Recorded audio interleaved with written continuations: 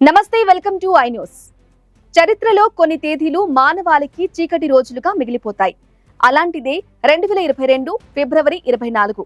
ప్రపంచం నిద్రలేచేసరికి Russia Ukraine మధ్య భీకర యుద్ధం మొదలైంది. దేశాల మధ్య ఆధిపత్య పోరులో రాజకీయ చదరంగంలో నలిగిపోయేది ఎప్పుడూ సామాన్యుల జీవితాలే. ఈ అంతులేని పోరులో లక్షలాది మంది నిరాశ్రయులయ్యారు. వేలాది నగరాలు శిథిలమయ్యాయి. కానీ ఈ సంఖ్యలన్నిటికీ మించి మనసును పిండేసే విషాదం, యుద్ధమంటే ఏమిటో కూడా తెలియని పసి ప్రాణాలు అనాథలుగా మిగలడం. అలాంటి ఓ చిన్నారి హృదయ విదారక గాథ ఇది.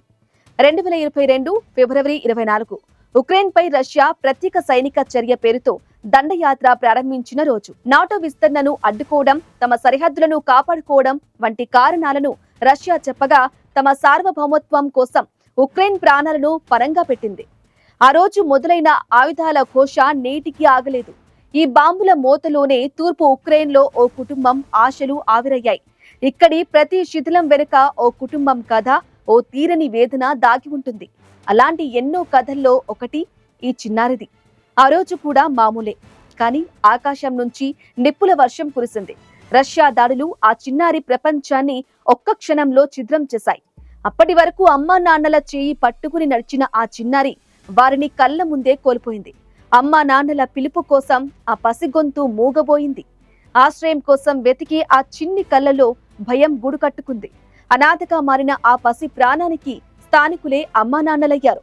ఈ విధ్వంసం మధ్యలోనే మానవత్వం పరిమళించింది.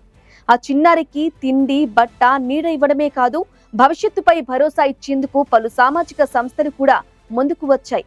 ఆ చిన్నారికి చదువు, భద్రత, అన్నింటికి మించి ఓ కుటుంబం లాంటి వాతావరణాన్ని అందించేందుకు ప్రయత్నిస్తున్నాయి. 2022లో మొదలైన ఈ నరమేధం నేటికి కొనసాగుతూనే ఉంది. సంవత్సరాలు గడుస్తున్నా శాంతి మాత్రం సుదూరంగానే ఉంది.